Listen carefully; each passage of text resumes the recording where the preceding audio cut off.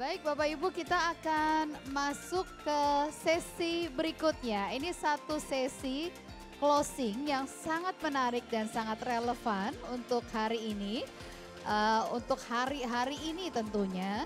Ini satu sesi inspiratif dengan topik Stoic Philosophy, Mental Resilience for Better Impact.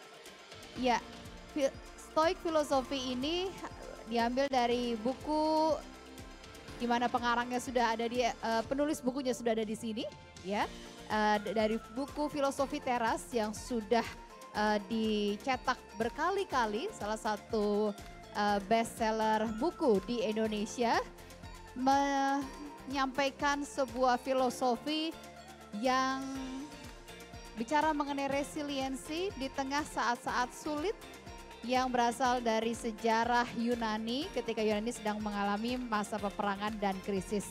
Sangat menarik untuk kita mengeksplorasi bagaimana filosofi Stoik dapat membantu kita dalam mengembangkan kesehatan mental dan meningkatkan dampak positif dalam kehidupan pribadi dan tentunya profesional kita, serta bagaimana menerapkannya dalam konteks modern untuk meningkatkan kinerja dan kesejahteraan kita. Di dalamnya juga ada prinsip-prinsip bagaimana mengendalikan diri, mengendalikan dari keinginan dan juga pikiran-pikiran negatif. Jadi sangat bermanfaat untuk kita semua, dan tanpa berlama-lama lagi mari kita mulai sesi ini dengan menjelajahi bersama Stoic Philosophy. Dapat memberikan kekuatan dan ketahanan mental yang kita butuhkan. Langsung saja kita undang ke atas panggung penulis buku filosofi terlaris di Indonesia, Filosofi Teras, dan novelis terlaris Hitam 2045 yang juga merupakan seorang praktisi pemasaran dan periklanan. Kita berikan tepuk tangan yang meriah untuk Henry Manampiring.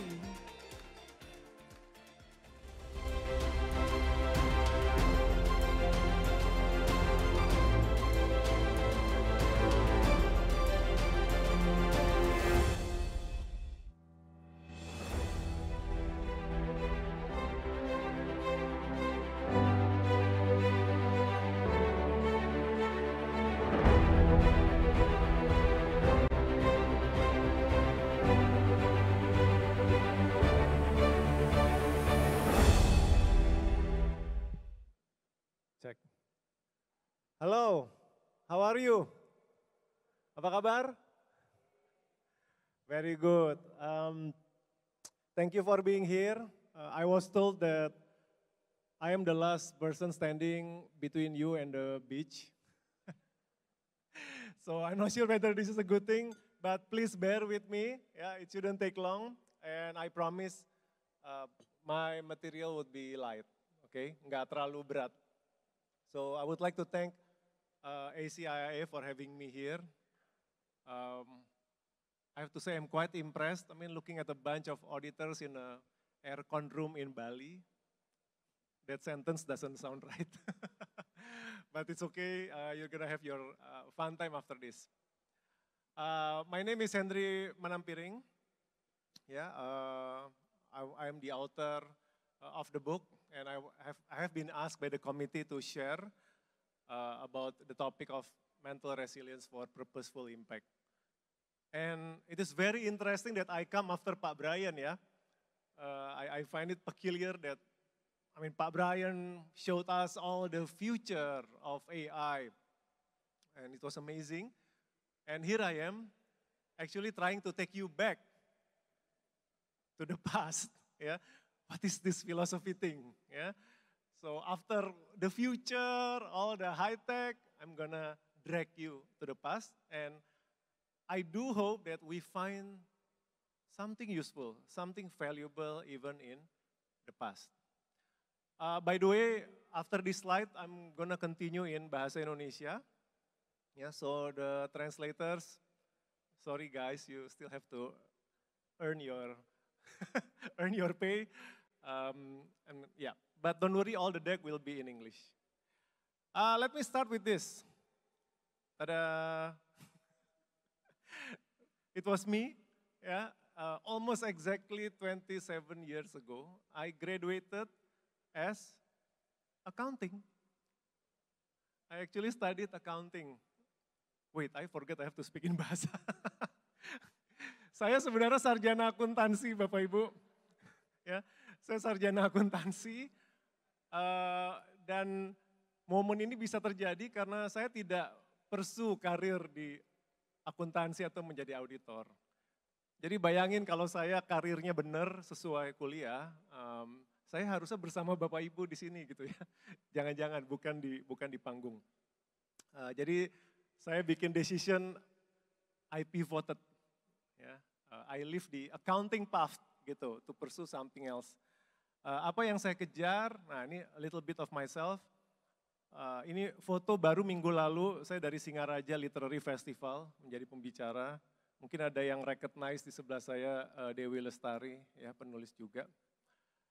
Jadi sebenarnya saya orang corporate banget sebenarnya, bukan penulis. Ya, jadi majority of my career itu sebenarnya working in corporate. Saya mulai di BAT, kalau some of you masih ingat dulu ada company namanya BAT, British American Tobacco. Kemudian saya pernah di Coca-Cola juga. Tapi sesudah itu saya spend most of my time itu di advertising gitu. I work in large advertising and media group, IPG, WPP, Publicis, Omnicom, bahkan Facebook ya. Saya pernah di Facebook juga. Dan my last corporate role itu adalah di startup. Ya, the hottest name in town gitu ya, startup and tech company. Saya nggak bisa resist waktu ada opportunity, saya harus coba nih. Jadi anak tech kayak apa sih, jadi anak startup.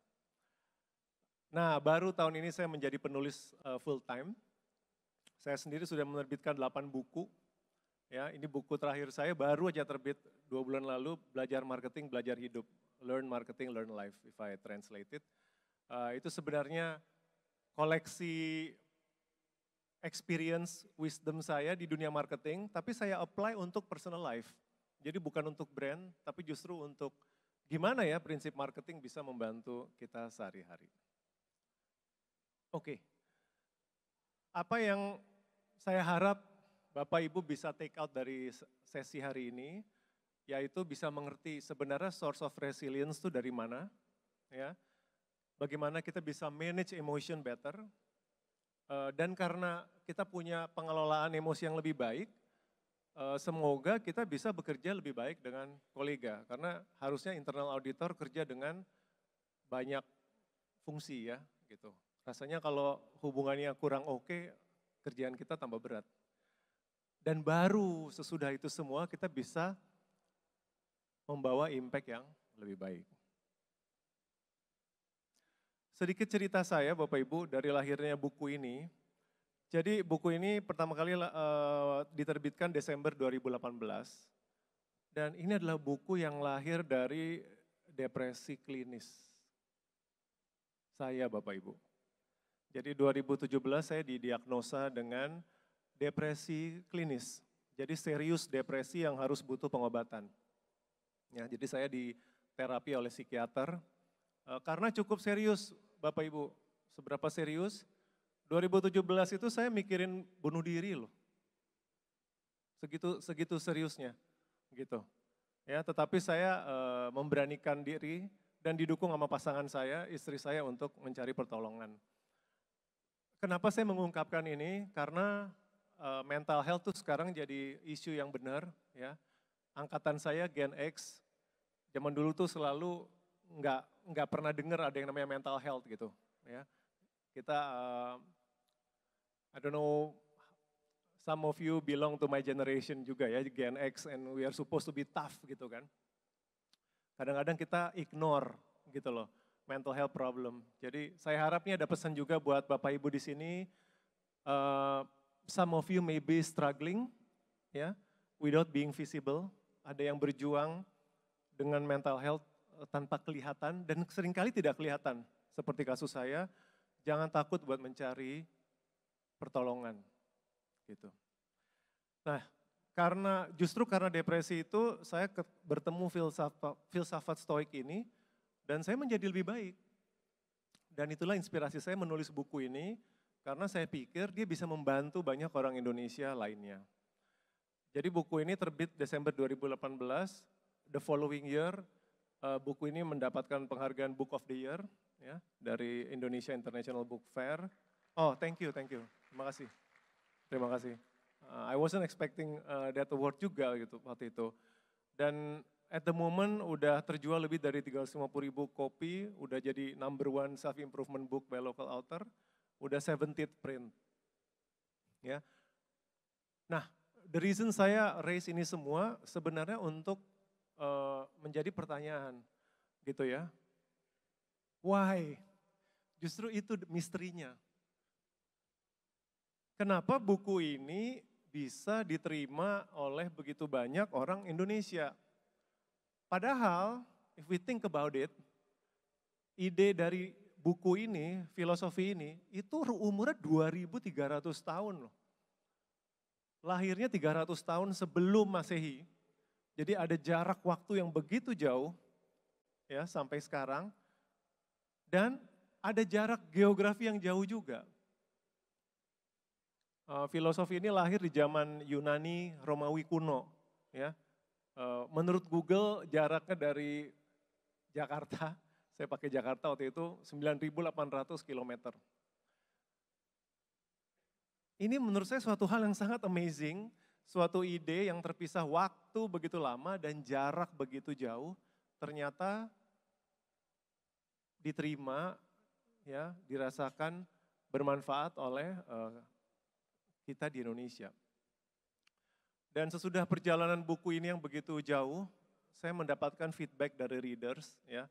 Biasanya mereka ngirim saya DM di Instagram, di media sosial, atau kalau ada pertemuan langsung dengan pembaca, mereka menyampaikan kesan-kesan. Dan banyak sekali yang bilang berterima kasih karena ide-ide di buku ini membantu mereka mengurangi emosi negatif yang tidak sehat. Emosi negatif ada yang sehat, ya. Jadi jangan memusuhi emosi negatif seperti sedih, kecewa, marah.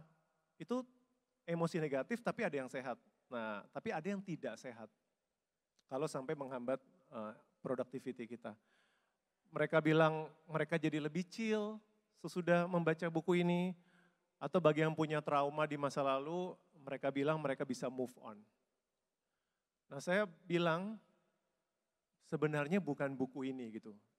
Saya suka benar-benar bilang jangan puji bukunya, tetapi pujilah kekuatan pemikiran para filsuf-filsuf zaman dulu. Karena itulah yang menolong mereka dan menolong saya juga.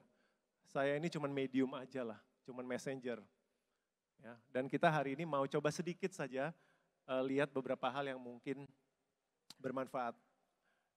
Dan filsafat ini menarik karena dipelajari oleh kelas budak zaman dulu, bahkan ada budak, mantan budak yang menjadi gurunya, all the way sampai raja-raja.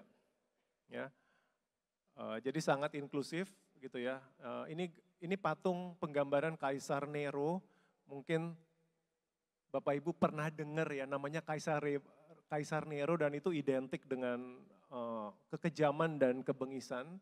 Ironisnya adalah orang yang di sebelah kanan itu adalah Seneca, gurunya, pembimbingnya. Dan Seneca adalah filsuf Stoik sebenarnya. Jadi ya ajaran yang baik membutuhkan murid yang mendengarkan, kalau enggak ya sia-sia. Bahkan akhirnya Seneca itu dihukum oleh muridnya karena dia paranoid sekali ya si Kaisar Nero itu. Bentuk hukumannya harus bunuh diri Bapak Ibu. Jadi zaman dulu itu eksekusinya bukan dipenggal orang lain, tetapi dia harus mau menyilet nadinya sendiri supaya darahnya habis. Jadi segitu kejamnya zaman dulu.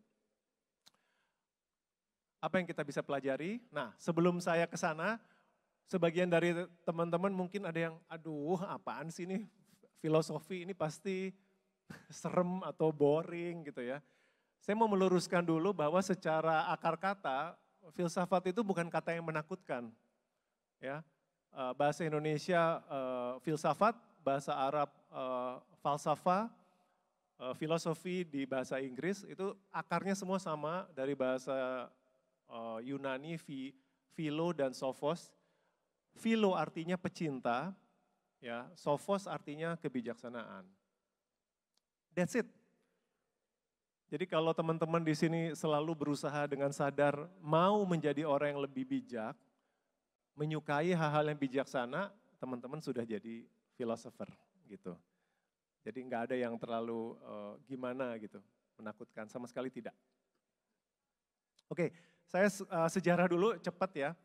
Jadi stoicisme itu bukan didirikan, ya bolehlah didirikan itu 300 tahun sebelum Masehi oleh seorang pedagang namanya Zeno yang berlayar membawa dagangannya dari Siprus ke Athena waktu itu kapalnya karam.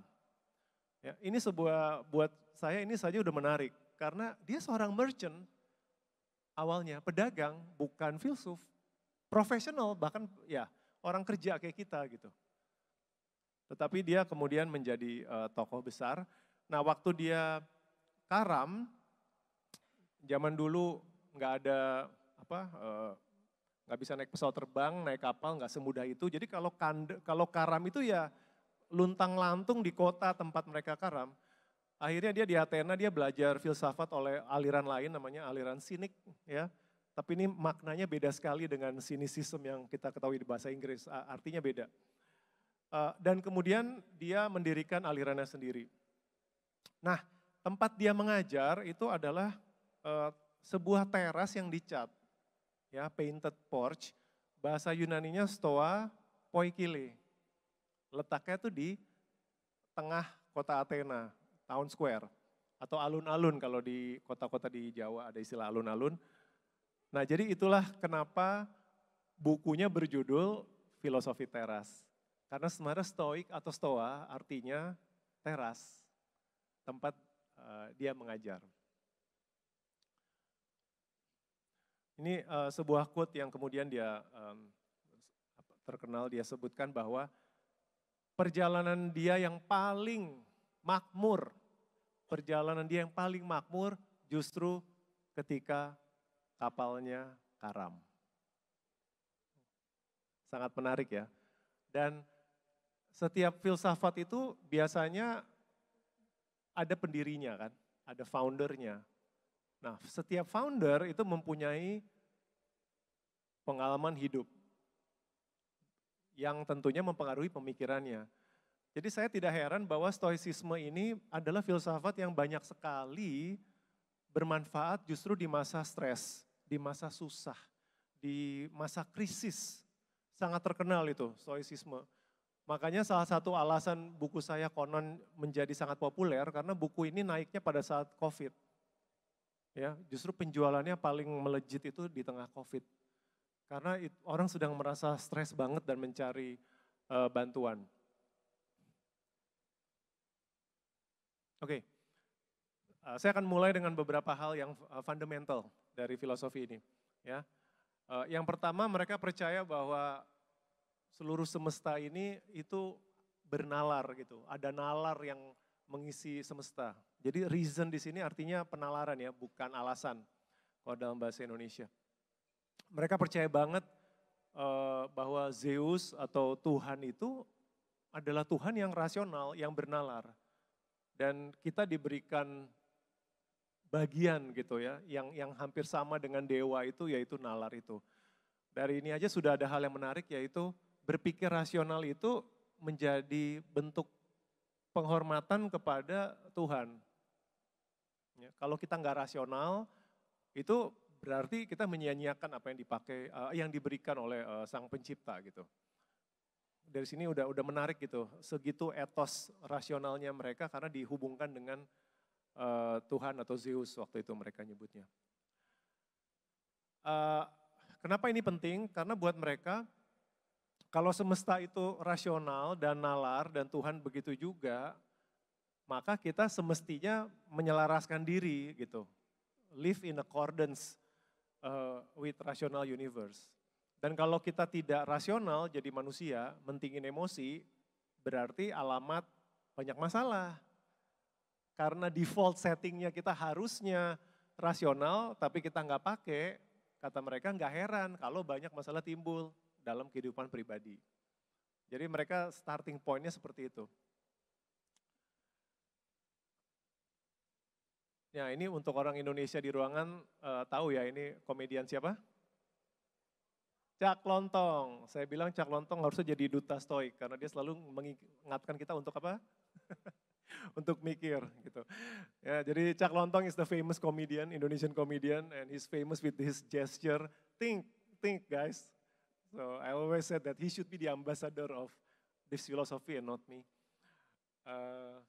Dan ya, jadinya kita harus hidup harmoni itu dengan semesta itu dengan cara maintain healthy reasoning. Makanya saya kurang suka nih sama nasihat anak muda sekarang katanya just follow your heart man gitu. Mungkin pernah dengar ya sekarang eranya just follow your heart gitu. Menurut saya that's a bad idea. Saya suka melengkapinya dengan gini, follow your heart but consult your brain. Nah, saya pikir itu lebih komplit ya. Apalagi di sini auditor udah pasti gitu dong, nggak masa auditor just follow my heart nggak boleh kan? Auditor katanya harus ngikutin evidence ya dan rules. Nah mirip tuh. Jadi saya pikir audiens di sini lebih mudah mempraktikkan ini. Berikutnya fundamental lain adalah mereka benar-benar percaya kita social beings, bahwa kita nggak bisa hidup tanpa orang lain. Dan menariknya hidup harmonis itu rasional. It's the rational thing to do gitu, to live in harmony with others. Saya suka quote ini, kita dilahirkan untuk bekerja sama seperti sepasang kaki harus bisa kerja sama ya. Sepasang tangan, sepasang mata, seperti gigi atas, gigi bawah. Kalau masing-masing nggak mau sinkron, repot ya. Ada kata-katanya, to hinder other people is against nature. Saya suka itu. Kalau kita menyulitkan orang lain, bikin susah orang lain, itu against nature itu. Nature di sini adalah harusnya kita live in harmony. Ya. Jadi hidup harmonis dengan orang lain itu bukan soal feel good gitu. Ya. Bisa kita bilang itu sebagai, kan nyaman ya kalau kita hidup nggak dalam konflik, nggak bertengkar sama departemen lain yang kita audit, kan nyaman. Iya betul, itu feel good. Tetapi ada alasan lain bahwa itu rasional gitu. Kalau kita berantem sama departemen lain terus-terusan sama BOD atau sama direksi, itu kita sudah kurang rasional kalau disengaja ya. Oke, saya nggak tahu di ruangan ini ada fans Spider-Man atau enggak. Saya termasuk fans Spider-Man terutama yang animated terakhir ini. Dan di film itu kan ada multiverse ya. Dan di situ digambarkan ada pesan bahwa segala sesuatu itu terkoneksi gitu katanya. Dan interconnectedness of everything itu juga menjadi salah satu fundamental belief di filsafat ini. Maksudnya apa? Maksudnya kalau kita mau merenungkan ya, segala sesuatu dalam hidup kita, segala sesuatu, kejadian, peristiwa, apapun itu nggak ada yang berdiri sendiri. Itu adalah bagian dari mata rantai, reaksi domino, jutaan putusan dan pilihan yang semuanya membawa kita kepada momen ini. Saya mau ajak teman-teman merenungkan kita aja bisa ada di ruangan ini, hari ini, detik ini nih, dengerin saya. Pernah kepikir nggak bahwa untuk bisa detik ini terjadi, itu ada jutaan prasyarat yang harus terpenuhi loh. Teman-teman ada di sini bukan, saya punya duit atau saya dibayarin kantor, saya mau datang ke sini gitu. Sesimpel itu. Enggak loh. Coba bayangkan teman-teman bisa hadir di sini karena hari ini sehat.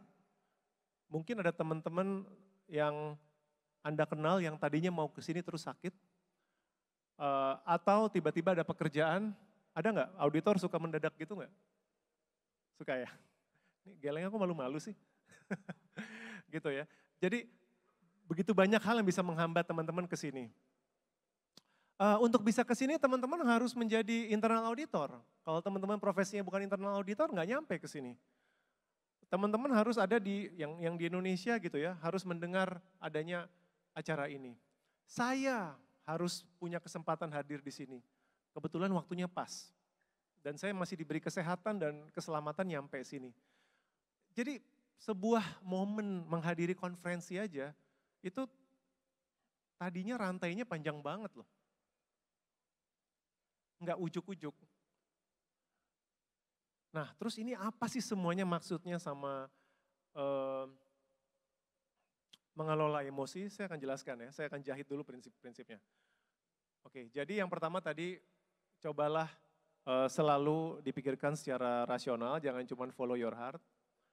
Dan tadi dikatakan bahwa kalau kita bertengkar ya secara tidak perlu ya, berdebat boleh, tapi kalau sampai berantemnya udah nggak sehat, nah itu yang dibilang irasional karena kita butuh satu sama lain. Apalagi internal auditor saya pikir bagian dari organisasi gitu. Jadi saling membutuhkan. Nggak pernah bisa berasa saya yang lebih berkuasa atau pihak lain yang lebih berkuasa. Dan terakhir yang tadi tentang interconnectedness of everything, yaitu tidak ada hal yang kebetulan terjadi. Ya, mungkin Bapak Ibu sebagai auditor yang paling jago justru topik ini ya. Kalau melihat sebuah fenomena, hal yang keluar dari prosedur mungkin ya, ada fraud mungkin, Bapak Ibu paling jago lah tahu bahwa oh ini sebuah fraud nggak mungkin ujuk-ujuk gitu ya. Itu mungkin konsekuensi dari bertahun-tahun ada policy yang tidak optimal atau pengawasan yang nggak kuat. Nah begitu juga dalam hidup. Nggak ada peristiwa yang suddenly happen. Itu semua ada predecessor-nya, ada antecedent-nya. Impact-nya apa? Kalau ada satu hal yang negatif kejadian, itu nggak usah terlalu dipertanyakan gitu. Why? Kenapa saya harus mengalami musibah ini? Atau kenapa hal itu terjadi? Kenapa orang stoik lebih woles? Karena menurut mereka memang rantai perjalanannya harus menuju ke situ. Gitu. Nggak ada hubungannya Tuhan sentimen sama saya gitu ya, atau saya diazab gitu. Nggak usah sejauh itu gitu, itu juga nggak sehat buat mental. Dan yang kedua, dampaknya ke jangka panjang, always think long term. Kita nggak pernah tahu tindakan kita hari ini kepada seseorang di kantor, itu bisa jadi menciptakan rantai yang panjang. Cara kita ngomong ke orang lain, memperlakukan departemen lain gitu ya. Kita pikir, alah ini cuma satu kejadian aja. No. Itu bisa jadi nanti efeknya panjang tanpa kita tahu. Jadi itu yang bikin mereka lebih self-conscious, mawas diri. Kaum Stoa itu adalah keputusan pilihan saya itu bukan dampaknya sekarang aja, tapi bisa jauh ke depan. Nah, baru kita sekarang masuk ke biasanya topik yang lebih ditunggu-tunggu, yaitu soal managing unhealthy emotion. Nah ini saya nggak tahu teman-teman internal auditor emosinya gimana kalau di pekerjaan ya. Kalau saya di agency itu cukup roller coaster ya, karena punya klien harus jualan ide nanti ditolak gitu. Nah sayangnya saya tidak berkarir di internal audit, jadi saya nggak tahu nih Bapak Ibu dramanya apa ya. Paling nebak-nebak dikit gitu. Apa yang bisa diajarkan oleh kaum Stoa tentang unhealthy emotion?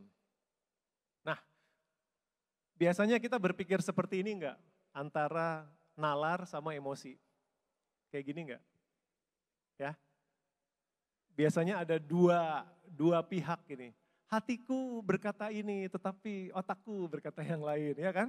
Selalu digambarkannya itu dua forces yang in opposition gitu. Ya. Sampai ada komiknya nih. Brain and heart ini lucu banget. Jadi selalu tokohnya hati sama otak gitu. Bertengkar dan berdebat. Nah orang Stoa tidak percaya penggambaran ini. Menurut mereka yang terjadi bukan emosi dan nalar itu dua kekuatan yang saling berlawanan. Justru mereka bilang kalau ada emosi nggak sehat, itu kemungkinan besar datangnya dari si nalar yang sesat. Emosi yang tidak sehat kemungkinan datangnya dari nalar yang sesat. Jadi buat mereka, kalau teman-teman nanti merasa jengkel banget, frustrasi, marah, kesel, biasanya kalau ditanya, lu kenapa gitu kan? Ini gara-gara orang departemen itu, ini gara-gara direksi nggak mau pengertian. Ya, biasanya kita blaming kan, Kalau orang Stoa justru enggak, yang harus dicek, yang harus diaudit, nah yang harus justru diaudit itu nalara kita. Dan ini menurut saya mengubah sekali gitu. Saya pribadi mengubah mindset saya karena langkah pertama yang harus dicek kalau saya lagi kesel sama istri ya atau stres di pekerjaan, bukan nyalahin pihak eksternal ya, tapi yang dicek saya punya ekspektasi apa sih? Pandangan saya tentang peristiwa ini apa sih sampai saya jadi marah atau kesel atau sedih dan lain-lain. Kita akan lebih lanjut dulu ya. Gini gimana cara kerjanya. Jadi yang pertama, internal fault ya, di mana nih yang ngaco SOP-nya. Kegagalan mengenali apa yang tidak dibawa kendali kita dan apa yang dibawa kendali kita dan bisa melepaskan apa yang tidak dibawa kendali kita. Ini Epictetus, dia seorang mantan budak yang kemudian mengajar filsafat. Dia katakan ada sebagian hal di bawah kendali kita, sebagian hal lain tidak di bawah kendali kita. Ya. Hal-hal yang di bawah kendali kita free, bebas, kan di bawah kendali kita. Tapi hati-hati sama hal-hal yang di luar kendali kita karena mereka bisa memperbudak kita. Ini dikenal dengan dikotomi kendali, dichotomy of control.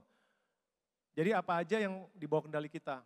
Hanya opini kita, ya, pikiran-pikiran kita, keinginan kita, atau tindakan kita. That's it. It's a short list, unfortunately.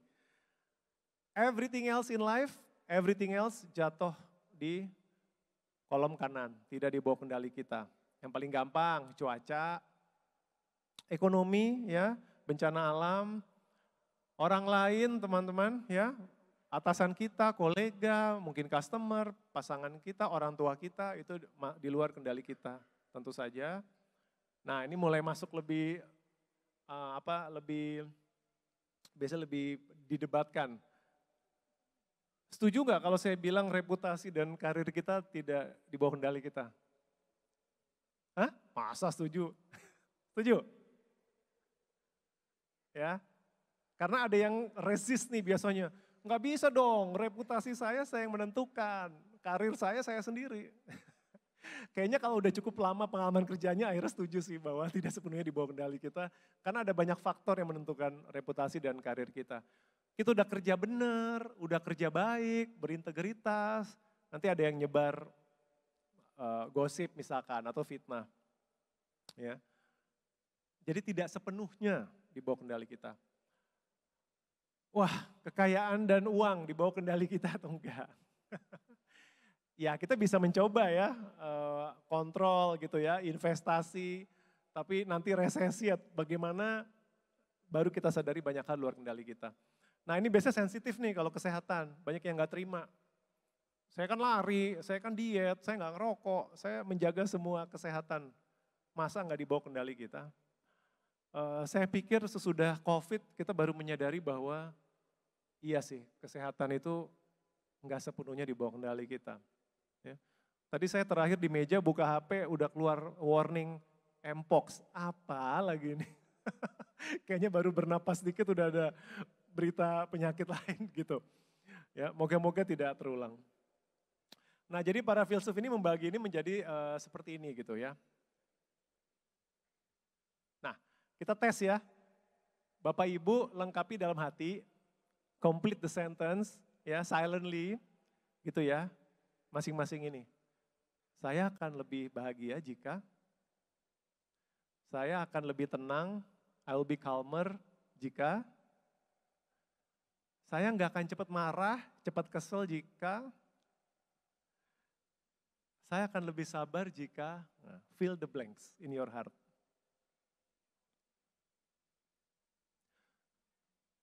Bisa nggak saya tebak bahwa sebagian besar atau semua jawabannya adalah hal-hal di luar kendali? Ya, biasanya sih gitu. Saya lebih happy kalau bos saya diganti kali ya. I hope my boss is replaced. I'll be happy if my boss is replaced, gitu kan? Gitu kan? I will be calmer kalau board of director itu lebih sabar gitu. I will not get angry, saya nggak akan cepat kesel kalau departemen yang diaudit lebih cepat ngasih dokumen yang diminta. Atau it can be internal ya, it can be your personal life. Saya akan lebih sabar jika istri saya akan lebih sabar jika anak-anak saya sedikit pengertian sama bapaknya udah capek. Ya. Biasanya yang di situ hal-hal di luar kendali. Dan itulah insight yang profound yang ditemukan oleh para filsuf ini bahwa wow gitu. Kita itu jadinya stres sendiri karena kita nggak menyadari bahwa apa yang saya harapkan itu sebenarnya di luar kendali. Gitu. Ya, bos saya posisinya di situ, satu dan lain hal, saya mungkin nggak bisa ganti. Ya, perilaku BOD saya nggak bisa ganti, anak istri saya ya seperti itu. Dan kita stres karena kita merasa harusnya mereka ikut maunya kita. Dari situ sumber segala emosi negatif. Ada quote dari Marcus Aurelius, dia adalah emperor philosopher, jadi dia raja yang juga filsuf. Dia bilang, berhentilah kita ditarik ke sana kemari itu seperti boneka tali ya, string puppet. Maksudnya adalah emosi kita dikendalikan oleh hal-hal yang eksternal. Kalau dapat bos baik, saya happy. Kalau dapat manajer yang buruk, saya stres gitu. Kalau departemen yang lain kooperatif, saya senang. Kalau istri saya misalkan sesuai maunya saya baru happy. Kata dia apa bedanya sama boneka? Karena happy enggaknya yang kontrol pihak eksternal. Nah itu yang mereka bilang, itu absurd gitu ya. Dan kamu harus bisa ikhlas menerima, ya udah ada hal yang di luar kendali.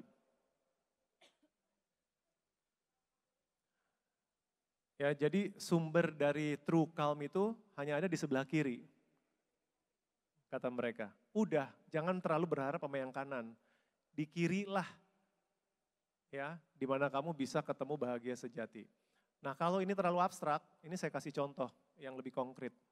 Ya, ini ada beberapa aspek dalam hidup kan, marriage, relationship, pekerjaan, promosi, kesehatan, lomba olahraga misalkan. Itu bisa dipisah antara apa yang under our control sama yang tidak under our control. Kita pakai relationship aja lah ya. Mencintai pasangan sama tetap setia sama pasangan di bawah kendali kita. Tapi dianya mau setia sama kita tidak di bawah kendali. Wah, ini banyak yang senyum-senyum nih kayaknya. Ada yang pernah ditinggalkan pasangan dulu? Padahal udah setia dan cinta banget. Makanya aneh kalau ada orang curhat, saya udah setia sama dia, kenapa dia nggak setia sama saya? Itu jaka sembung ya guys, nggak nyambung. Kesetiaanmu tidak ada hubungannya sama kesetiaan dia gitu. Kesetiaanmu adalah pilihanmu, kesetiaan pasanganmu itu pilihan dia. Orang stoik itu memang nggak enak buat dicurhatin, beneran. Jangan curhat sama orang stoik, nanti nggak dihibur gitu. Pekerjaan, nah ini. Apa yang dibawa kendali kita lagi ngaudit? Ya kerja yang beres, bikin scheduling, Gantt chart-nya, wah rapi deh, ini rencana audit kita. Ya sebelum laporan keuangan keluar gitu. Kitanya baik sama orang lain di kantor, dibawa kendali kita. Oke? Menjamin gak orang lain mau kerja sama kita? Nggak menjamin ya, udah baik nih, nggak dibaikin balik. Ya, deadline udah di set baik-baik, udah dikomunikasikan, gak ketemu, bukan karena kitanya yang males, tapi kejegal ada blocker gitu dari tempat lain. Target gak terpenuhi kalau sales dan lain-lain. Ya. Jadi memang ada faktor yang di luar kendali. Mau naik jabatan, udah kerja keras, kerjanya pinter, udah managing up nih. Ya, udah memilih perusahaan yang baik. Dijamin pasti naik jabatan enggak? Enggak. Karena ada faktor pertama manager approval, kondisi makroekonomi, ya, performance perusahaan, policy, itu semua akhirnya yang menentukan outcome-nya juga. Kesehatan, olahraga bisa, makan bener bisa, tidur cukup iya, menjamin nggak sakit, enggak. Yang ikutan tim olahraga bertanding ya, yang sifatnya kompetitif, udah latihan, udah punya strategi, menjamin menang enggak? Enggak, karena kita nggak tahu kompetitor lawan mainnya seperti apa. Nah, Jadi yang mereka mau sampaikan fokus di kamu hanya bisa happy dari hal-hal yang di bawah kendali kamu. Oke, kalau kamu sudah bekerja dengan baik, dengan keras, memperlakukan other department dengan baik, ya udah gitu, berbahagialah di situ gitu. Jangan kamu nunggu bahagia kamu orang lain ikut maunya kita. Nah itu kunci mereka supaya kita lebih berkurang stresnya. Dan sebenarnya kalau kita perhatikan, semakin baik yang kita lakukan di kolom di bawah kendali kita, logikanya sebenarnya outcome-nya juga cenderung probabilitasnya lebih baik. Outcome yang baiknya probabilitasnya lebih besar. Lagi-lagi nggak menjamin ya, tetapi kalau kita kerja benar, sayang pasangan, kitanya jaga kesehatan, ya outcome-nya juga kemungkinan menjadi baik juga lebih besar. Tapi sekali lagi tidak 100% guarantee. Nah jadi itu yang pertama ya, internal fault. Dichotomy of control-nya nggak dikenali. Yang kedua, irrational judgment. Ini kita lagi ngaudit nih. Ngaudit human nature. Irrational judgment, kata Epictetus, bukan hal-hal yang mengganggu kita, tetapi opini atau penilaian kita terhadap hal-hal itu. Saya ulang ya. Bukan hal-hal atau peristiwa yang mengganggu kita, tapi penilaian, judgment kita tentang peristiwa tersebut. Itulah yang mengganggu kita. Saya ada pertanyaan, di mana pabrik hoax dan fake news terbesar di dunia? Apa? Di Twitter. Twitter katanya pabrik hoax sama fake news terbesar. Ada lagi? TikTok, oke. Di WhatsApp group banyak nggak? Biasanya di WhatsApp group, begitu ya, WhatsApp group family paling banyak hoax sama fake news katanya. Saya suka banget menanya pertanyaan ini. Kalau tanya saya, pabrik hoax dan fake news terbesar ada di mana? Di kepala kita sendiri. Kepala kita sendiri nih pabriknya hoax sama fake news loh. Nggak percaya? Ya. Kita itu setiap saat, kita itu membentuk opini. Kalau benar ya, kalau akurat ya nggak apa-apa. Tapi seringkali yang bikin masalah itu kalau kita bikin fake news diri sendiri. Dalam bentuk apa? Dalam bentuk opini. Contoh, ya misalkan harga saham jatuh, apapun lah itu ya, indikator drop gitu. Biasanya ada opini, waduh krisis. Tetapi yang menariknya, enggak semua orang memiliki opini yang sama, ya enggak sih? Kadang-kadang ada yang malah opininya beda kan? Loh, ini opportunity gitu. Ya. Iya, seperti saya boncos gara-gara saham Goto. Akibat salah penilaian, harganya turun. Loh kok nggak naik-naik, kita habis beli. Ya itulah, diakibatkan opini, kok jadi curhat. Tapi Bapak Ibu, ini normal, jadi jangan dianggap kita sebagai makhluk membuat opini itu sesuatu yang salah. Tidak, itu human nature dan itu penting. Karena nenek moyang kita ribuan tahun yang lalu itu ditolong oleh ini. Coba kalau ngelihat ada makhluk bentuknya kayak macan, kita kelamaan analisa gitu kan. Macan ini maunya apa ya? Pertimbangannya nilai-nilainya apa ya? Gak sempet ya Bapak Ibu, kita keburu dimakan. Jadi memang instant opinion itu help us in the past. Tetapi dalam banyak situasi masa kini itu sudah bisa jadi malah nggak relevan. Saya pun di sini sedang dijudge kok. Saya berdiri di sini itu masing-masing 700 kepala di sini punya opini masing-masing tentang saya. Ya, saya nggak tahu apa. Tetapi opini ini bisa menyebabkan rantai peristiwa ini, yaitu ada opini, orang stoik bilang opini membentuk impuls, impuls membentuk action gitu ya. Misalkan nih, Bapak Ibu merasa saya ngomong nggak ada gunanya. Ini siapa sih ini pembicara dipaksa lagi saya udah mau ke pantai juga gitu. Gitu. Nggak ada gunanya deh ini orang di depan. Opini itu menciptakan impuls bosen, ya kan? actionnya apa? Main HP deh Bapak Ibu atau buka laptop. Ini saya lihat langsung pada, yang main HP langsung, ya kenapa? Langsung tersentuh.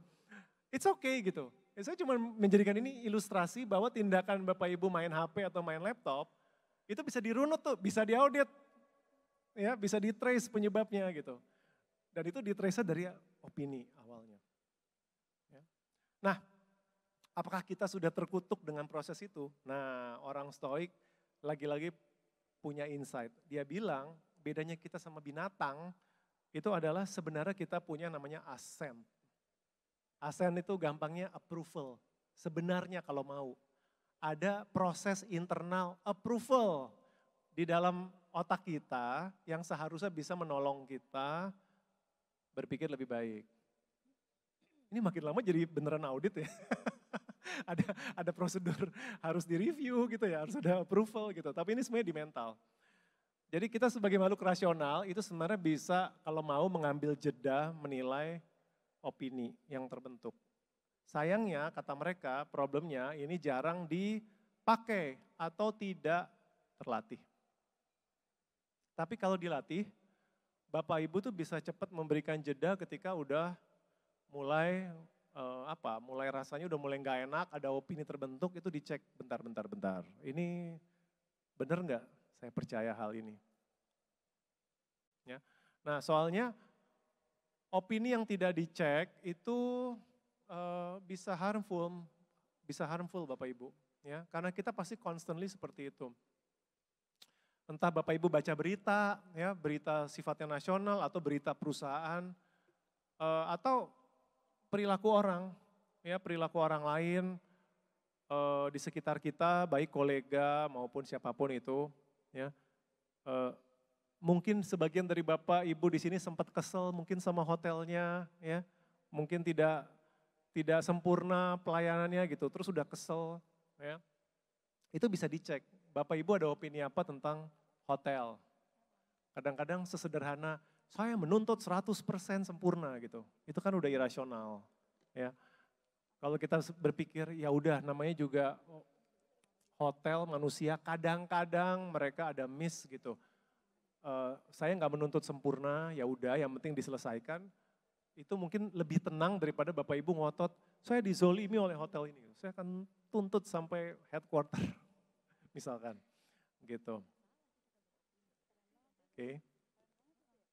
Apalagi opinion itu kadang-kadang sering salah atau nggak ada evidence. Nah ini lack of evidence tuh juga penting gitu. Ini saya nggak akan bahas satu-satu, ini adalah namanya thinking fallacy Bapak Ibu. Jadi ini sebagian dari kesalahan berpikir yang sangat umum di antara orang-orang. Misalkan all or nothing mindset, kalau mungkin pernah dengar. Jadi suatu sukses hanya bisa dihitung kalau semuanya terpenuhi, kalau enggak kita gagal. Itu bikin stres sendiri tuh. Ya. Project harus semuanya within budget, within timeline, semua pesertanya happy, itu baru saya bilang berhasil. Kalau ada satu aja cacat, langsung merasa itu udah musibah. Nggak sehat, itu all or nothing mindset. Atau over generalization, ya. Pengalaman saya, orang dari departemen marketing itu suka markup gitu misalkan, ya menggelapkan duit gitu. Berarti semua orang marketing itu jahat gitu. Saya orang marketing saya, gitu kan. Itu namanya over generalization, itu juga tidak kondusif karena lack of evidence sebenarnya. Ada kok orang marketing baik misalkan. Catastrophizing, ya ini juga biasa nih, membesar-besarkan, membuat suatu hal jadi bencana padahal itu biasa aja gitu. Ya ini ada satu hal yang tidak ideal, kita langsung bilang, astaga ini kita sudah bencana, jadi out of proportion. Mind reading, ini paling masalah nih, mind reading itu kita mengira bisa membaca pikiran orang lain. Dan sangat common ketika di komunikasi organisasi, betul? Baca email, salah tulis dikit, atau baca WA, aduh ini bahaya deh komunikasi tertulis, karena rentan salah paham. Dipikir marah, pernah kayak gitu? Terima email, kita udah membaca pikiran yang ngirim, kayaknya dia lagi marah deh, kayaknya dia benci sama gue ya. Kok tanda pentungnya 3 gitu, tanda seru maksudnya. Atau di WA gitu. Kita udah main reading kagak ada evidence. Udah bilang, bos marah nih, bos marah deh, lo baca deh. Padahal kalau ditanya langsung, ngomong langsung lebih jelas gitu. Jadi hati-hati sama kita berusaha membaca pikiran orang lain itu lebih banyak salahnya daripada enggak. Nah ini personalization ini lebih kesian lagi karena kita kegeeran gitu, kita kebaperan sendiri gitu. Ya. Kita ditegur sama bos, terus kita bilang, bos sudah tidak cinta padaku lagi gitu ya. Lebay gitu, padahal ada 100, ketawanya kenceng amat mbak di depan. Bisa relate ya. Padahal dari 100 interaksi bosnya baik sama kita gitu. Cuman sekali aja ditegur, wah dunia sudah runtuh, akulah yang sudah berakhir gitu. Itu namanya terlalu personal gitu. Nah ini loh, ini contoh-contoh yang sangat umum dan harus dikenali, itulah harus pakai accent. Ini saya suka quote-nya, bukan kematian, rasa sakit, dikucilkan atau apapun itu yang menjelaskan kenapa kita bereaksi. Tetapi opini kita tentang hal-hal itu. Ya. Jadinya hati-hati kalau kita secara sadar atau enggak sadar dalam percakapan atau bahkan dalam dialog dengan diri sendiri itu nambahin label kayak aduh mati deh ini masalah. Aduh gitu ya. Ini udah enggak bener deh gitu. Saya bukannya bilang sebagai internal auditor terus kalau ketemu pelanggaran jangan jangan diignore. Itu enggak ada hubungannya ya. Kalau ada tidak sesuai dengan prosedur atau pelanggaran ya itu kan sudah jelas ya. Tapi saya bicara untuk personal life gitu. Saya ambil contoh nyata semalam nih. Saya diingatkan oleh presentasi saya sendiri. Jadi kemarin itu saya ketemu bestie saya yang tinggal di Bali gitu ya. Dan dia mengajak saya, pagi ini kita jalan yuk 9 kilo. Hah? Jalan 9 kilo? Ya udah deh, namanya male ego ditantang gitu, semangat gitu kan. Ya udah, gue bisa jalan 9 kilo di pantai sama lu gitu. Saya bilang gitu. Udah semangat banget, saya menanti-nantikan pagi ini buat jalan kaki sejauh itu. Karena saya belum pernah. Apa yang terjadi, semalaman saya 6 kali bolak-balik ke toilet Bapak Ibu tanpa harus spesifik. Ya, terjadi masalah dengan pencernaan. Dan saya harus batalin gitu. Jam 5 pagi saya kirim pesan teks, bro kayaknya gue gak bisa deh gitu, gue bener-bener gak fit gitu. Waktu itu terlintas rasa kecewa gitu kan, ya saya kapan lagi ketemu teman saya di Bali gitu kan, dia udah bikin rencana gitu dan rencana ini gagal. Tapi saya baru sadar, saya baru bikin deck ini, saya gak boleh hati-hati sama opini saya bilang bahwa ini hal yang buruk gitu, saya gak jadi jalan. Nothing really bad happen gitu, ini cuma sebuah rencana jalan kaki yang gak kejadian gitu. Gak usah ditambah-tambahkan lagi label mengecewakan, jelek, hari ini udah rusak gitu. Gak nolong juga. Jadi orang stoik tuh suka bilang lepaskan label dan ya udah apa adanya gitu. Laporan kita telat. Ya udah laporan kita telat gitu. What can we do about it? Gak usah ditambahin bencana gitu. Bapak yang itu departemen itu marah-marah. Stick to the fact aja. Oke, Bapak itu marah-marah. Kenapa? Isunya di mana? Gak usah bilang mati deh karir kita akan dihabisi oleh dia atau diapain gitu. Itu udah kepanjangan gitu. Ya, ini juga another trick dari mereka. Ada yang pernah nonton film ini gak? The Pope's Exorcist? Saya nggak tahu, ada yang nonton nggak? Buat saya bagus film ini. Jadi ternyata di gereja Katolik tuh ada pastor-pastor yang by role itu disuruh tanggung jawabnya ngusir setan gitu. Nggak enak banget ya, tapi jobnya dia tuh yang dianggap kamulah yang urusan kemasukan setan lu ya gitu. Apa yang saya suka dari film itu di bagian pembukaannya, itu waktu ada kasus ada perempuan kesurupan dan si Russell Crowe itu yang aktornya disuruh mengusir setan. Apa yang dia lakukan? Coba yang udah nonton. Ya, mungkin nggak banyak. Yang dia lakukan pertama-tama bukan ngusir setan. Langkah pertama yang dia lakukan adalah mengaudit cewek ini beneran kesurupan setan, sakit jiwa, atau lagi cari ketenaran aja. Itu dulu yang dilakukan. Dia nggak jump to eksorsismenya sendiri. Jadi saya selalu bilang eksorsis itu mungkin internal auditor gereja kali ya. Bukan dalam soal finansial, tapi dalam soal kasus-kasus klinik, kasus-kasus magic itu, mereka pertama-tama nggak langsung percaya, tapi dikritisi dulu. Gitu. Dan saya pikir ini metafora yang baik untuk kita sehari-hari. Ya. Jadi fixnya apa? Pergunakan tadi ya, ascent tadi, gerbang tadi itu jangan dibiarin loss. Mulai dilatih, mulai lebih mindful. Ketika udah mulai ada marah, kecewa, sedih, dicek dulu di balik kemarahan dan kesedihan ini saya punya opini apa, opininya beralasan atau enggak. Hampir sebagian besar ternyata opini penyebab itu enggak beralasan atau enggak ada evidence. Hati-hati sama opini judgement kita sendiri, bahkan jangan langsung dipercaya. Jangan langsung dipercaya. Baca berita politik gitu ya, udah mengaduk-aduk hati gitu ya. Apalagi nanti mau pilkada, jangan terlalu jangan terlalu baper dan fanatik sama satu calon, kecewa loh nanti. Debate yourself, ini praktek yang sering gitu. Ya, dan gather evidence, makanya saya taruh auditor mindset. Saya pikir saya berbicara di audience yang tepat gitu. Karena yang diperlukan evidence itu justru opini kita sendiri. Ya, ini quote-nya bagus. Jangan sampai the force of an impression. Jadi penampakan sebuah peristiwa itu membuat kita jatuh terjengkang katanya. Tapi katakan padanya, sebentar, saya cek dulu ya, let me see who you are. Gitu, saya uji dulu kamu. Dan itu dia berkata pada dirinya sendiri. Nah dari ini semua harapan saya ketika kita bisa mengurangi negatif emosi, internal konflik, barulah kita bisa punya kesempatan lebih baik untuk inovasi, kolaborasi. Jadi saya senang temanya, purposeful impact. Dan saya pikir 2 hari ini Bapak dan Ibu pasti ketemu pembicara-pembicara hebat yang mengajarkan tentang impact. Saya mengajak Bapak Ibu satu step back. Sebelum berlomba-lomba menciptakan impact, mungkin kita dulu yang di-fix. Kita dulu yang diberesin. Nanti kita bisa bring better impact. Ini quote yang bagus dari Seneca, we suffer more often in imagination than in reality. Ya. Lebih banyak teater fake newsnya lebih heboh di kepala daripada realitanya seringkali. Dari Marcus Aurelius, you have power over your mind, not outside events. Realize this and you will find strength.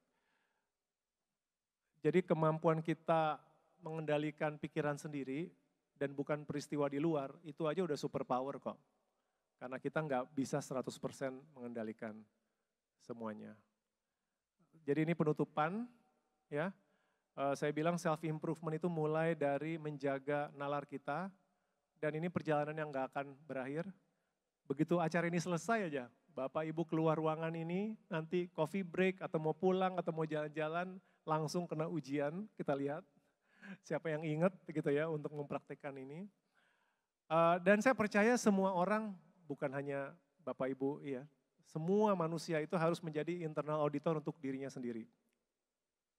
Bapak Ibu jago mengaudit departemen lain, proses organisasi, mungkin perlu mengaudit diri sendiri, itu skill yang penting. Itu saja, semoga Bapak Ibu bernalar sehat, terima kasih banyak. Kalau ada pertanyaan, saya boleh terima. Terima kasih. Baik, terima kasih banyak Bang Henry Manampiring. Saya akan bantu ya untuk tanya jawabnya ya. Ada yang mau bertanya silahkan. Wah banyak, Bapak yang di sana. Pak boleh angkat tangan, lebih berdiri boleh ya Pak sambil nanyanya ya.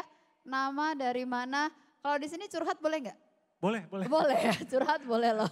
Curcol juga silahkan ya, yang mau curcol silahkan. Atau mau pakai kiasan teman saya, kenalan saya juga nggak apa-apa ya. Silahkan Pak, nama dari mana Pak? Terima kasih. Mohon maaf. Saya Prima Riantoni dari Astra Infra Solutions.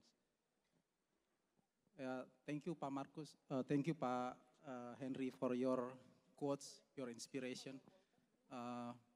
Marcus Aurelius, what a great commander and philosopher. Yes, I agree that we have to be thinking that to be more focused within our control. We don't have to be get negative impact, something beyond our control. And I think this is maybe related to our how do we conduct our profession. As an auditor, we have to be independent. And do you agree with me, or correct me if I'm wrong, that not only independent as in our profession, but we have to be independent also in our mentality. I think that's a question and also seek for opinion. Thank you, Pak. Baik. Sorry, so what is the question again, Pak Prima? Jadi- Maaf. Sorry, maybe it's not clear. Do you agree that kita tidak hanya independen dari sisi bagaimana kita conduct our profession sebagai internal audit? Karena kita harus independen secara standar, ethics dan semacam itu. But in our mentally, we should also independent. It's mean that we should not get negative impact on anything beyond our control.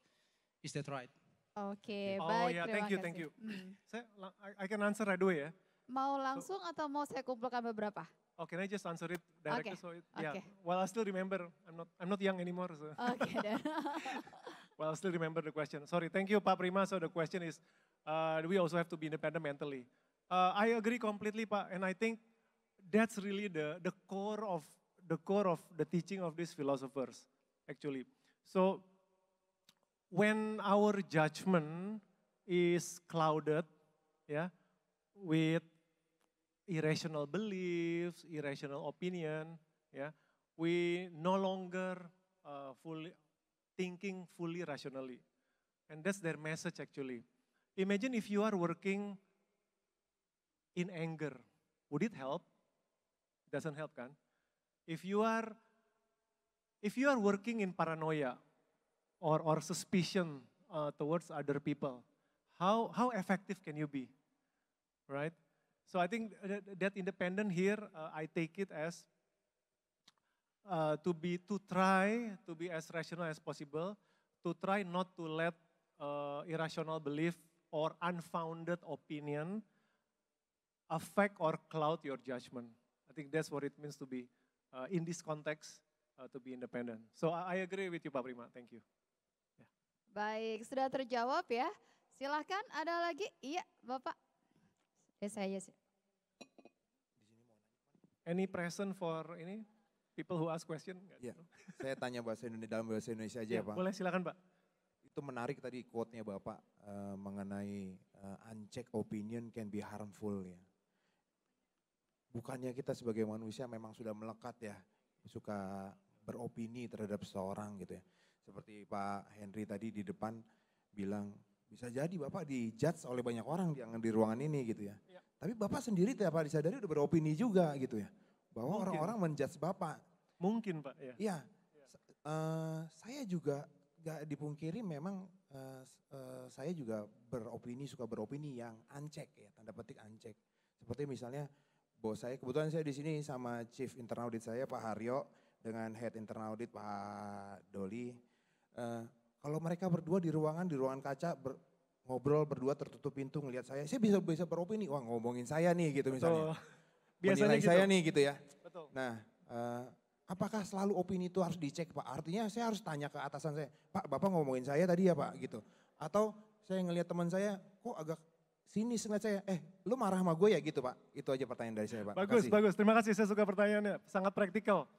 Kan kita beropini terus gitu ya. Ngelihat dua orang di kantor cekikikan di ruang meeting, opininya ini kayaknya lagi ngomongin saya ya.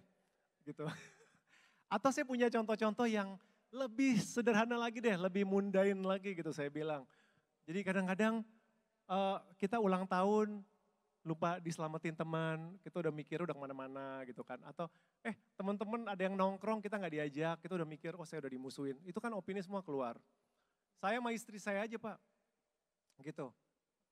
Kadang-kadang istri saya ngomong gimana, itu saya merasa dia lagi marah sama saya gitu. Saya merasa ya, opini saya. Nah terus katanya pertanyaan tadi, emang semuanya harus dicek? Dicek itu artinya pertama disadari dulu, ceknya itu internal. Ini ada buktinya atau enggak? Enggak usah disamperin sih Pak temennya, lu lagi ngomongin gue ya? Ya kecuali emang dekat gitu ya. Tapi minimal pas lagi gini nih, ngomongin gue ya? Sebentar dulu, kan gak ada buktinya mereka ngomongin saya. Mungkin mereka ngomongin orang lain atau ngomongin kerjaan. Nah momen itunya aja udah cukup Pak.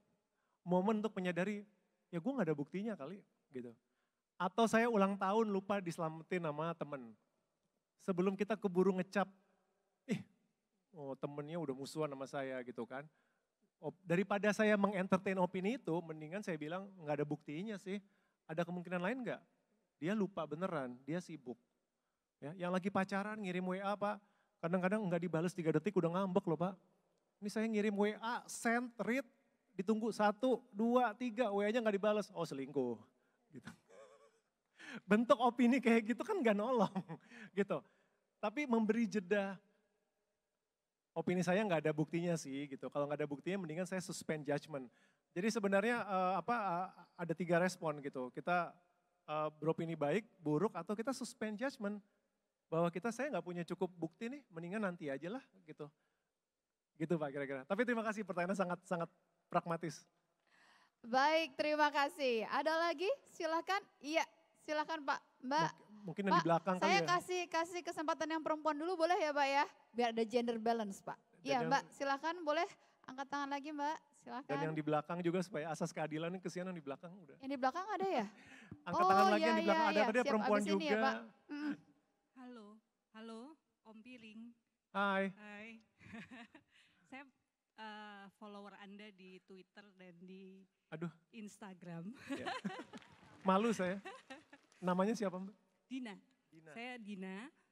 Jadi gini, tadi kan sebenarnya kalau dari materi kan dijelaskan bahwa kita diajak untuk selalu berpikir gitu ya. Ngecek secara internal bahwa benar nggak sih opini saya kali ini gitu ya. Nah, boleh nggak minta tips untuk bisa bedain ini pas mikir ini itu tuh mikirnya bener, mikirnya objektif.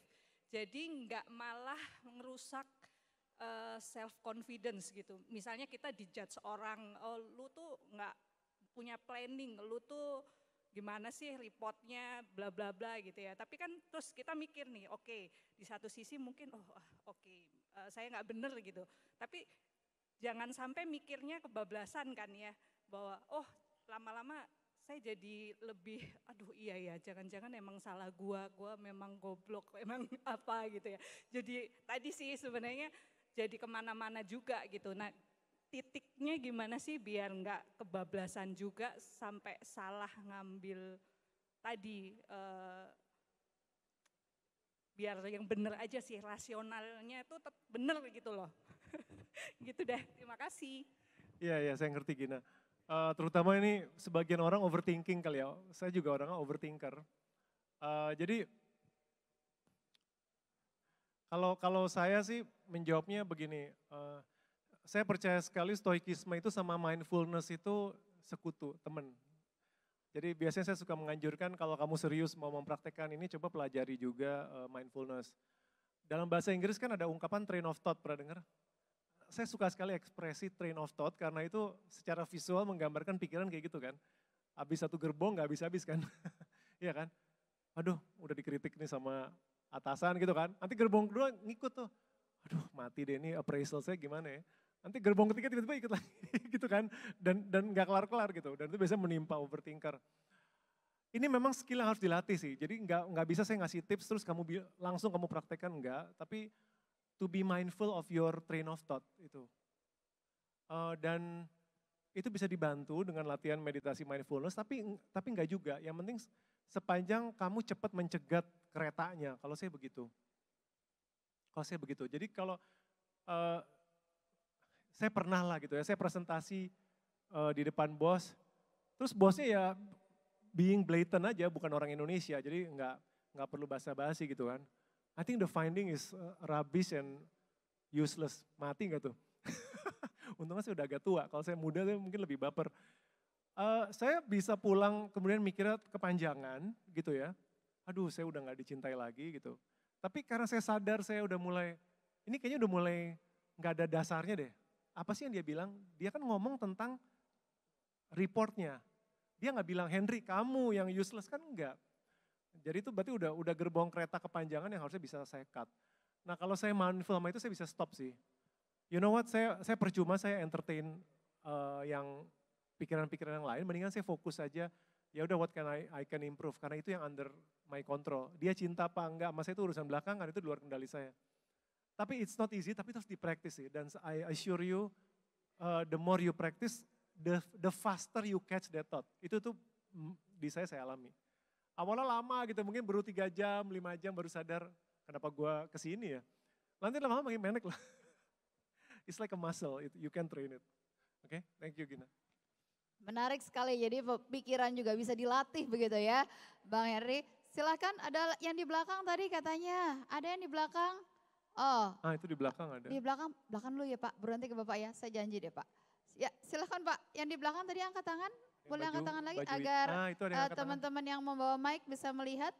Boleh tolong dibantu di sebelah sana. Oh udah ya? Udah. Oke. Ya, selamat sore.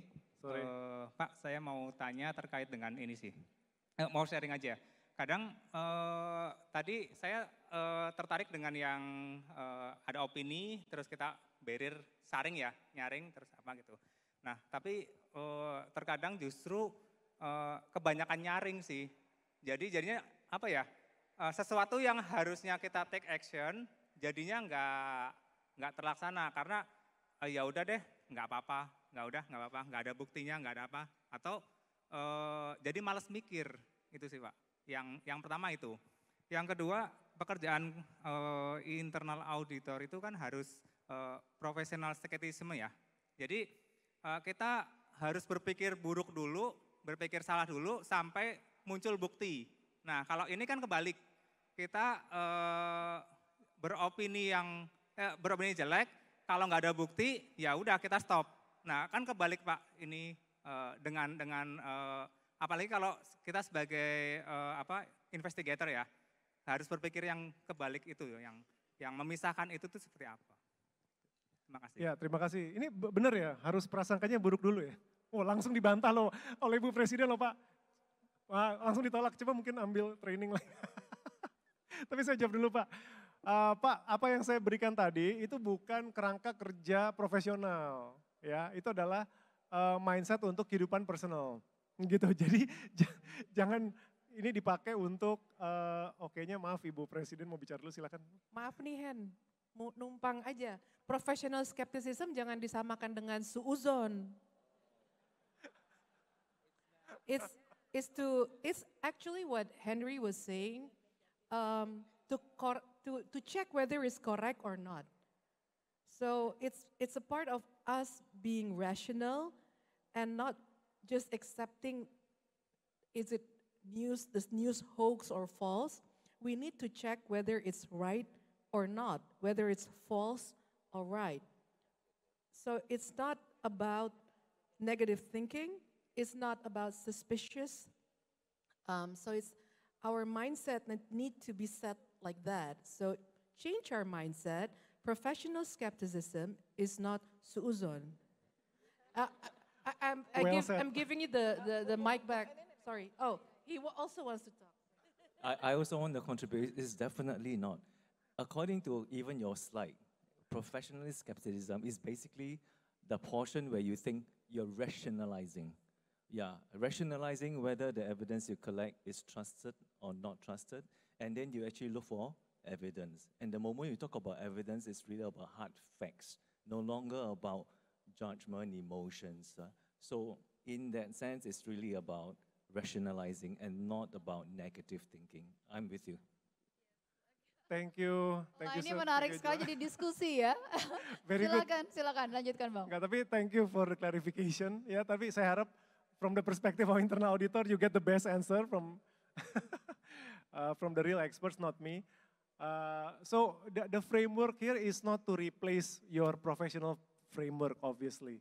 this is something to do for your personal life. Like imagine a policeman, okay, he is doing a patrol and then he see two people breaking into window.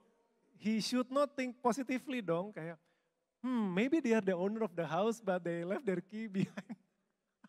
Itu, and then I shouldn't interfere. Enggak dong, he should come and investigate and ask gitu. Because that's what the professional SOP requires. Jadi stoicism is really for your personal life sebenarnya. You don't replace your internal audit SOP with this philosophy. This is a life philosophy, not a working SOP. So how you deal with uncertainty, how you deal with negative news, yeah. How you deal with other people, like it or not. Every day you will interact people who you think provoke you, may or may not intentionally, gitu kan. Every day you will meet people who hinder you, who maybe make your work hard. How do you deal with that? How do you have that emotional resilience to carry on and not getting carried away with ini, dengan presumption, prasangka, suzon. I like Ibu Angela mengeluarkan kata suzon. Itu perfect, itu justru part of stoic management. Jadi gitu ya Pak, semoga jelas. Terima kasih. Terima kasih, masih ada waktu? Iya, tepuk tangan boleh, nanggung banget tepuk tangannya. Iya. Terima kasih. Iya, ini semangat, silakan Mbak. Aku bantu dengan mic ini ya. Iya. Oh iya, dari sayap kanan akhirnya. Iya, silakan Mbak. Ya, terima kasih buat kesempatannya. Saya Nancy dari Pemda Jakarta sekarang sebut ya, bukan Pemda DKI lagi. Ya, saya mau bertanya soal tadi, sebenarnya bukan bertanya, tapi minta tips and trick dari Mr. Henry soal mental health. Kalau sebagai internal auditor itu di tengah tekanan dari pimpinan, dari masyarakat, dari auditi yang kita periksa, itu gimana caranya supaya kita bisa tetap kesehatan mental kita bisa tetap waras, istilahnya seperti itu. Bisa tetap sehat, bisa tetap profesional, berintegritas, dan bisa menjalankan tugas-tugas kita itu dengan baik dan bisa menghasilkan hasil juga yang baik buat masyarakat, buat pimpinan, buat stakeholder yang memerlukan opini dari kita. Terima kasih. Iya, ini pertanyaannya sangat general ya, dan menariknya setiap industri, setiap jenis bidang atau jasa itu punya tekanannya sendiri gitu, ya kan. Kalau enggak dari internal stakeholder, jenis usaha lain mungkin ketemu customer, ya kan. Stres juga ketemu klien misalkan. Nah, yang tadi saya sampaikan sebenarnya, yaitu kalau tadi lihat saya lihat ada contoh, ada slide yang ada contoh-contoh tuh ada pernikahan, relationship, ingat gak ada pekerjaan gitu. Nah itu kembali ke dikotomi of control dulu. Jadi yang pertama menyadari bahwa pada akhirnya akan selalu ada bagian yang nggak bisa kita kendalikan. Itu starting point-nya gitu. Ekspektasi orang, deadline gitu ya, itu tuh akan selalu bagian yang itu saya nggak bisa kendalikan. Nah yang bisa saya kendalikan, yang bisa membantu itu apa? Nah kadang-kadang orang itu mengeluhkan saja tekanannya, tetapi terus nggak diallocate energi resource itu untuk what is under our control. Jadi larutnya ke sisi yang kanan doang tuh. Waduh mati kita nggak bisa ngapa-ngapain, jelas nggak? Jadi energinya tuh ketarik musingin hal yang di luar kendali. Tanggal deadline dimajuin misalkan, atau ada revisi padahal udah mepet, atau departemen ini. Terus sibuknya di situ instead of cepet what can we do, itu yang satu. Yang kedua,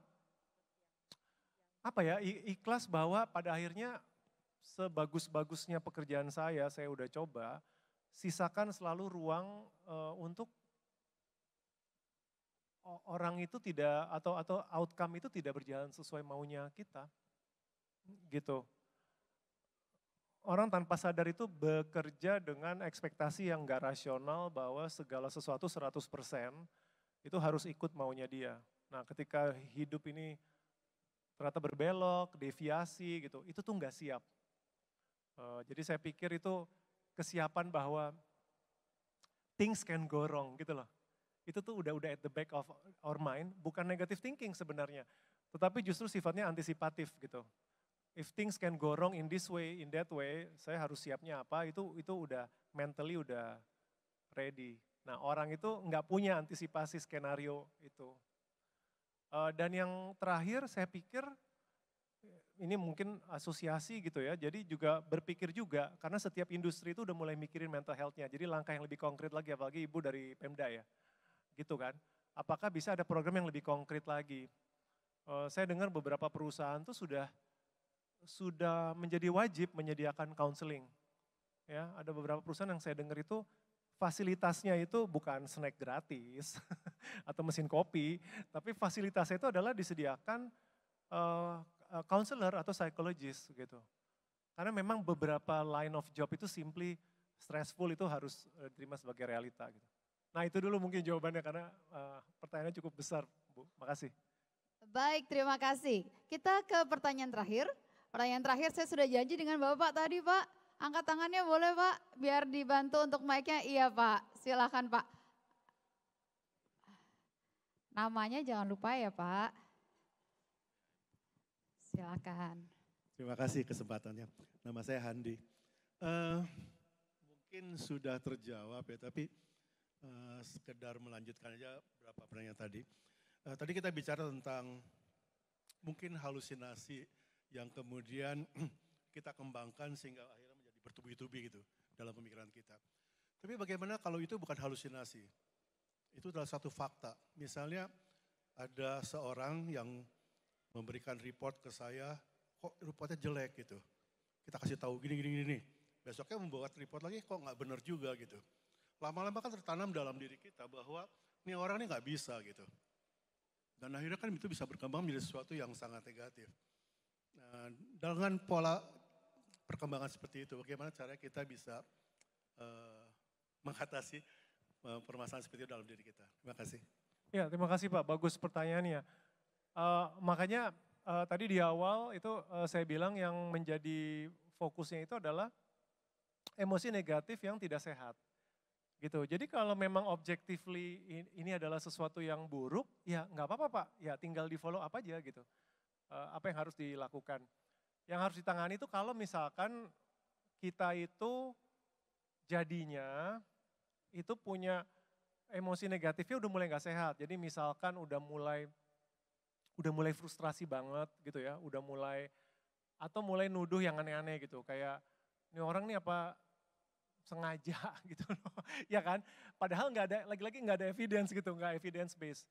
Tetapi kalau memang secara profesional, oke ini mengecewakan, ini tidak sesuai standar, kita kan bisa memfollow up itu tanpa harus marah-marah atau itu kan Pak.